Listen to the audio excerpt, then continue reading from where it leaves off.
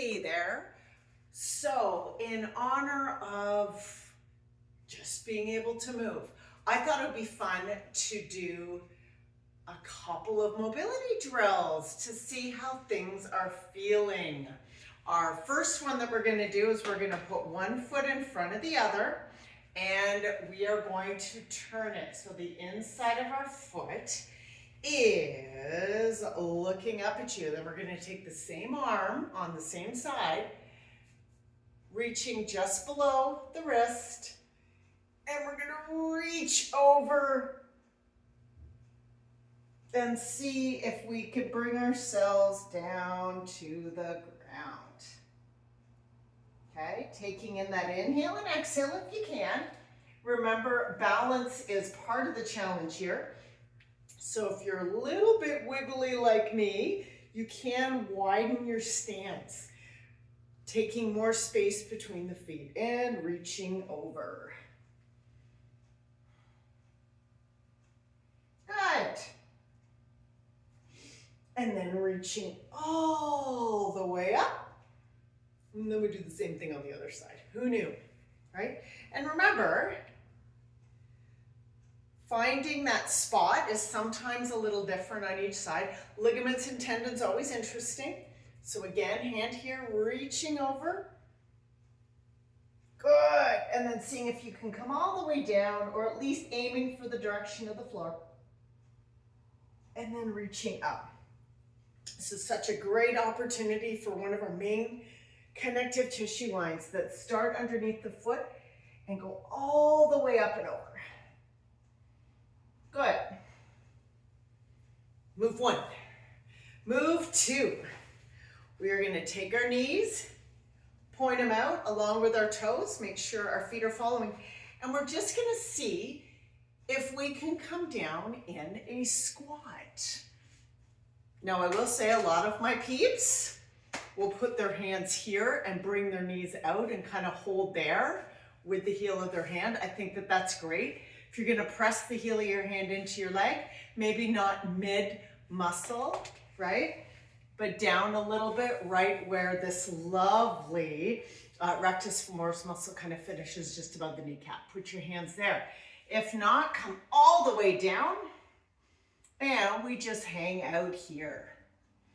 Breathing in, breathing out, making sure our feet are flat.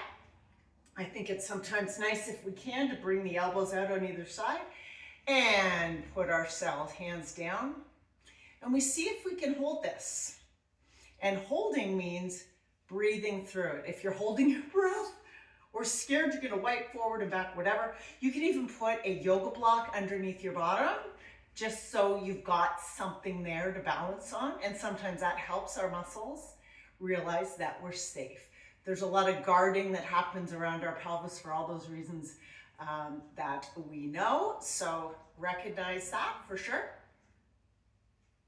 And bring yourself up, taking your time. That can be a doozy. We then take one foot forward, one foot back.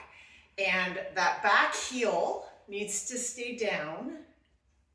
And we're just gonna reach our hands up, keeping those feet down. So if you wanna shift that foot in the back into one of those yoga moves, you know, like Warrior Two, Virabhadrasana series, we're aiming to keep our toes straight. So if you like the yoga, just be mindful that your body will automatically pattern differently.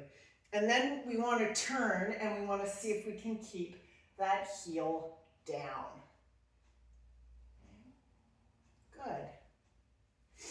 And then we reach up, and I'm going to show you a trick that you can do. Hey, Jack. And, right? So having something to hold on to will always make your brain and your vagus nerve feel better and safer. Right? You can also take a broom handle, right? We've done the broom thing before, and reaching up and over. It's there if you need it, but then we turn and we see if we can keep that back and front heel down. Doing good. Awesome. All right.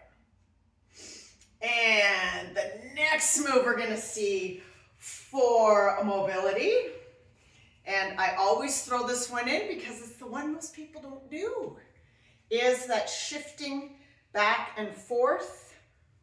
My skiers usually do this, but you can hear me crackling because I don't do it enough, but I do pledge every day to do this for a couple of mows. Good. And then we take one arm up, one arm down. You may recognize this as a thing that we used to do in school for shoulder mobility. And then we just circle up and down and back. Now, if you, wait a sec. If you are one of those peeps that like has to touch their fingers, or you want to train, you know, if you've had a rotator cuff injury, if you do a lot of work kneeling over, you know, good luck with that. But holding something in between your hands, and you just walk your fingers back towards each other. This is a good practice. Also a nice opportunity, if you have tubing, to reach up and reach down. It's amazing all the things that we carry in our shoulders and in our hips. Right? So always nice to be kind when in doubt. And of course, reaching through and back. Okay. Another move is coming down to the floor. Always want to make sure, aim to get down to the floor however you can. It doesn't need to look pretty, but being able to get down on the floor and get back up is a functional skill of all ages and abilities. Take your time, breathe. It's good to be able to get up and down off the floor. Okay? So what we're gonna do is just reach our arms up and back. Let your feet fall to the side so we can just have a little bit of external rotation. Can't use your hip flexors. And arms up. And you're going to see if you can roll yourself up and reach over. You can roll your back, you can hinge, honestly, potato, whatever you feel like doing. And then here's the trick that most struggle with, is leaning back without being too frightened you're gonna fall over, right? Nobody wants to fall backwards. No one. Reaching up and back. And if you need to put a hand here or an elbow just to feel a bit more successful about getting up and over, that is exactly what you do. Right? And coming all the back way, back down. And then we turn to the side and we hold on the side. And this is usually where I think, gosh, what more could I stretch? So I take my hand and I bring my foot and I draw back ever so slightly. One of my faves. Okay? And then again, just resting your head. If you like learning, and everyone should be learning CPR, this is also recovery position, right? And reaching up, and then we go to the other side. And then we take our knees, we bring our feet together, bring our arms back, and then we see if we can lift our glutes up. And holding. Love this opportunity for people to see how their pelvic floor and glutes work with each other, right? A weak pelvic floor is going to mean that glutes are just not going to be able to be the friends that they want to be at your party of movement, right? And then reaching through. Love this move. This isn't so much mobility as it is, feels good. Taking our legs up, however they go. Some people will have them here, like to cross the legs at the ankles. You could be here, but again, once you start bringing those legs over, you're gonna start automatically bracing in your torso stabilizers. So you can bring them up. Some people like to bring them back. Like honestly, whatever Cirque du Soleil thing you need to do to make your day happy, really.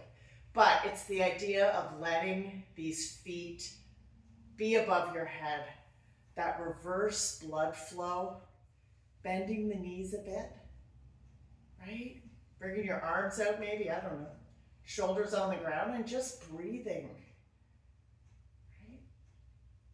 If it's not comfortable for you to have your legs right up in the air like that, you can also bend them, right?